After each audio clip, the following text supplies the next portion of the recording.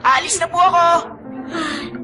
Anak, totoo ngang iwan mo na kami. Ibang klase talaga ang pugong to. Kagagraduate niya pa lang, gusto niya agad maging panadero. Okay lang po yan, Lolo. Isipin niyo na lang, kung matatanggap siya sa isa sa pinakasikat na bakery dito sa Japan, hindi ba ang galing nun? Kaya kung pababalikin ka lang nila dito, malalagot ka sa akin. Oo. Kazuma, heto, kunin mo ang pabaon ko sa'yo. Salamat po, Lola.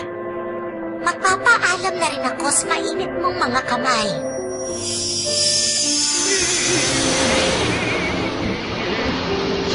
Ang bilis talaga ng oras. 10 taon na rin pala ang lumipas mula na naging tinapay ang agahan namin. Grabe, 10 taon na palang nakakalipas. Nagumpisa ang lahat noong 6 years old pa lang ako.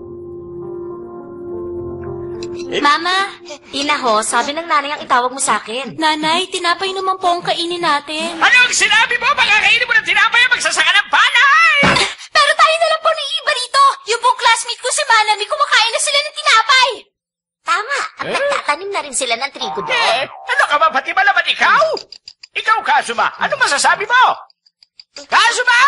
Gusto ko pong kainin yung kanin natin. Ayoko po ng tinapay, parang tuyot yun eh. Tama na! Ate! Ayoko pang mamatay! Kaya mo lang nasabi hindi masarap ang tinapay dahil hindi ka pa nakakatikim nun. At ngayon, ipapatiin ko sa'yo lasa ng tunay na tinapay kaya umanda ka! Sandali, ate! Nanabaga ako!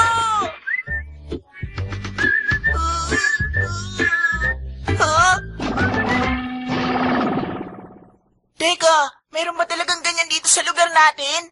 Tayo dyan! Papasok na tayo!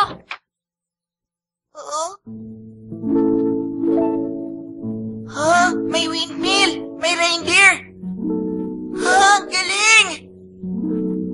Parang tindahan ng mga laruan!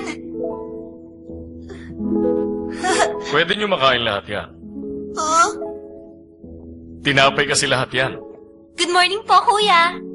Good morning. Siya po ang kapatid ko, si Kazuma. Kumusta, Kazuma? Welcome ka rito. Salamat po. Totoo ba yun? Tinapay lahat ito? Pambihira. Kuya, bibilhin ko na tong tinapay, ah. Sige, maraming salamat sa'yo. Para sa'yo to. Tikman mo to! Ito ang lasa ng tunay na tinapay!